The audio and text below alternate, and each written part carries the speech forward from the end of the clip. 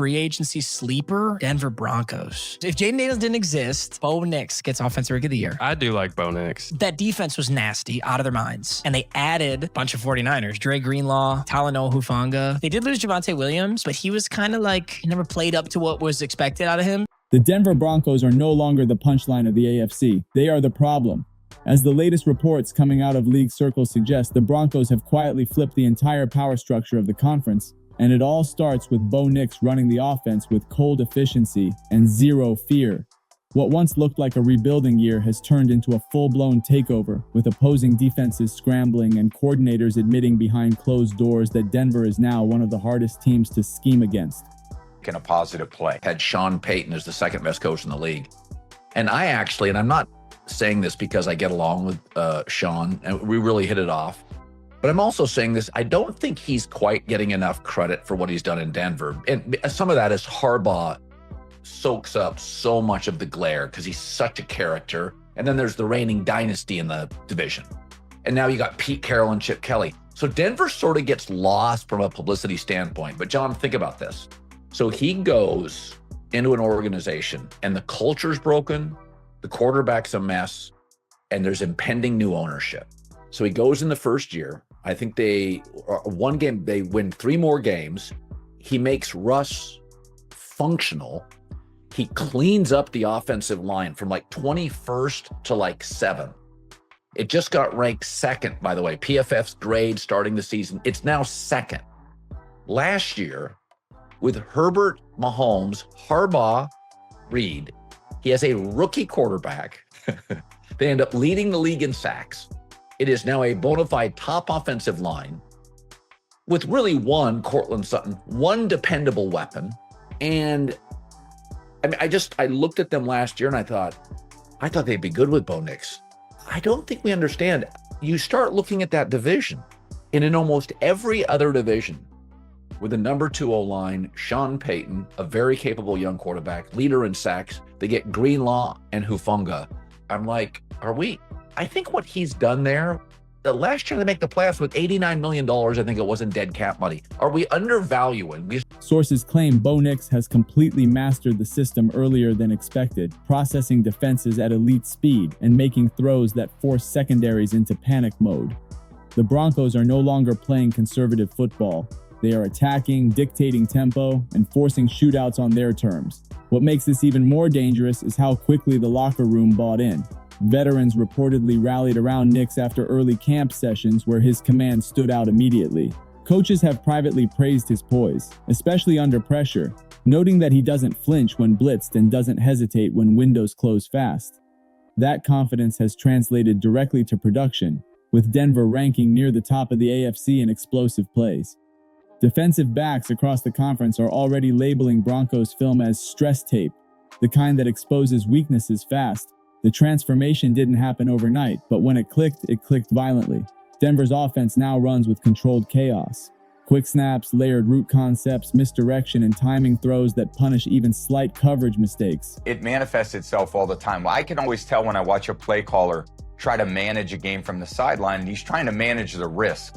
And when you have a quarterback where you feel like, you know what, I know he's going to make good decisions, it's hard to manage a quarterback because you're in the eye of the storm on every play. You touch the ball 70 snaps. So when you have a quarterback that you're trusting who's making good decisions, well, then you want to give him more opportunities. So, and I see that with a lot of play callers as well. When they do trust them, let's be an empty, let me give you 5 different options. Let me get you out there on the perimeter to make good throws. I'm going to have you manage end-of-game situations.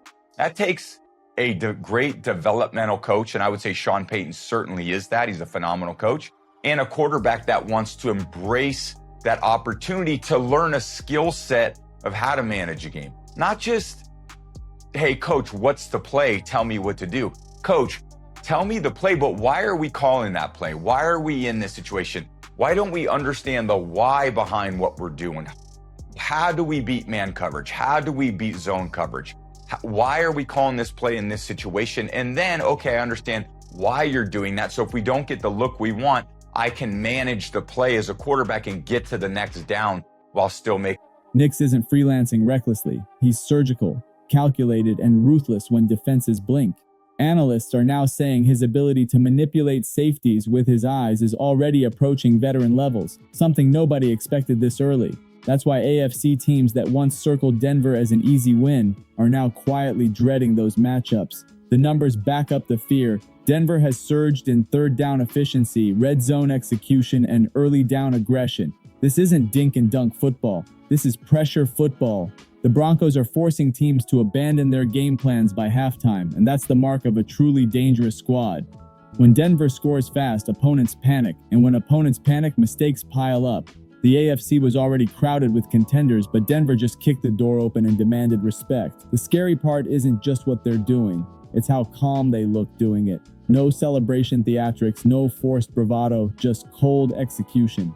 The Broncos didn't announce themselves with hype, they announced themselves with dominance. And now the conference is officially on notice. This takeover doesn't happen without Sean Payton pulling every string behind the scenes. League insiders are now saying Payton has been sitting on this playbook for years, waiting for the right quarterback to run it without hesitation. Bo Nix turned out to be that trigger man. Payton's offense isn't flashy for show. It's designed to suffocate defenses through repetition, discipline, and sudden aggression. Every motion, every route stem, every snap count is intentional. Sources claim Payton simplified the reads early, then layered complexity week by week, forcing Nix to grow fast or drown. Instead of protecting the quarterback, Payton challenged him. And Nix responded by speeding up his internal clock, identifying mismatches instantly, and punishing teams that tried disguises. That trust has unlocked the full offense.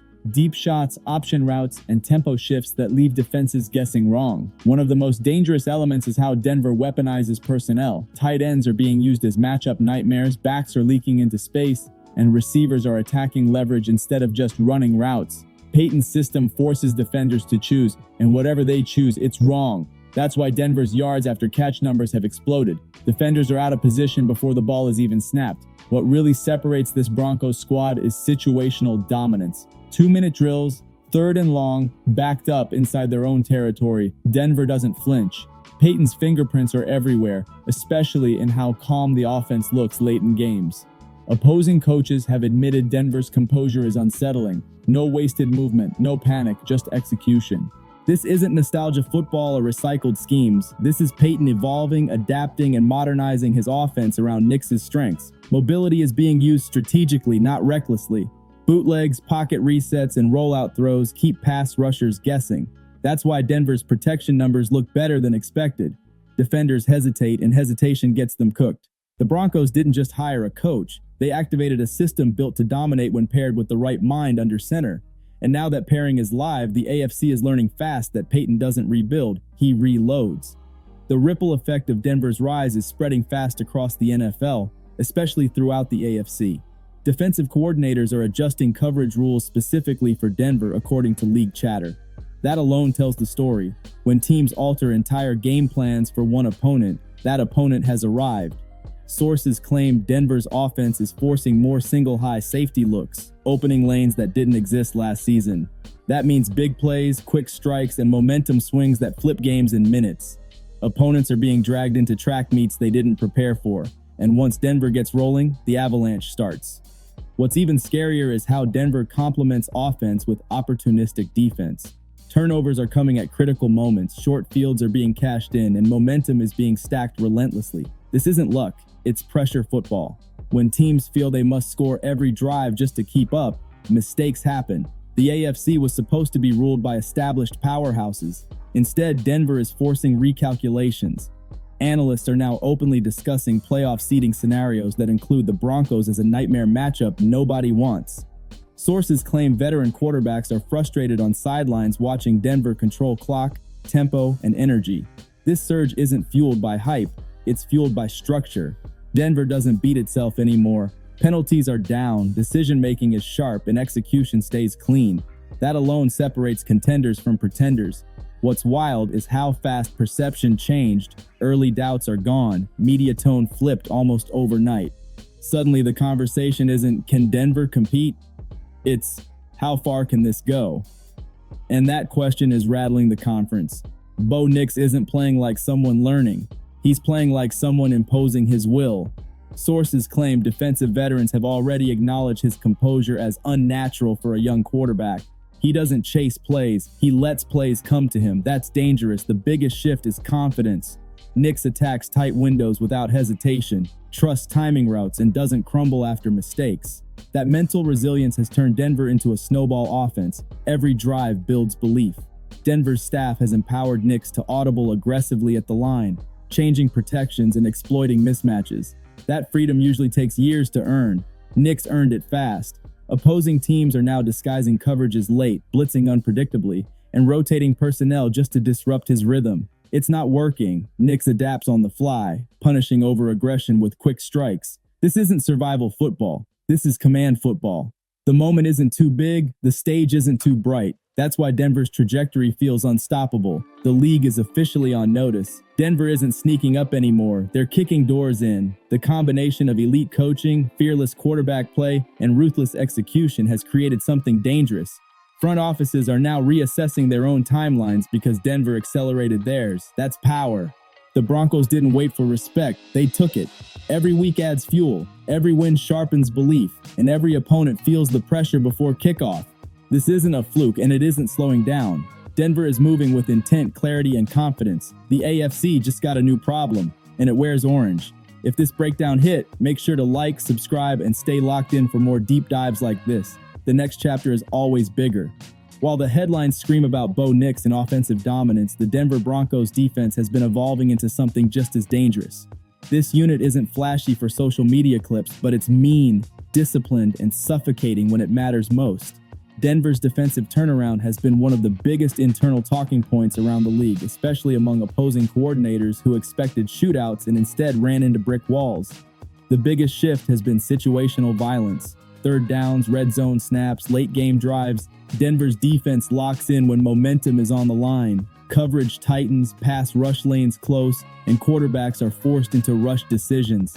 That's why interception numbers and forced fumbles have quietly climbed, according to league data shared by insiders. This defense doesn't hunt stats, it hunts moments. What's changed is accountability and clarity. Assignments are cleaner, communication is sharper, and blown coverages have dropped dramatically. Sources claim the coaching staff emphasized simplified reads and aggressive reactions, allowing defenders to play fast instead of thinking. The result is a defense that swarms the ball and punishes hesitation.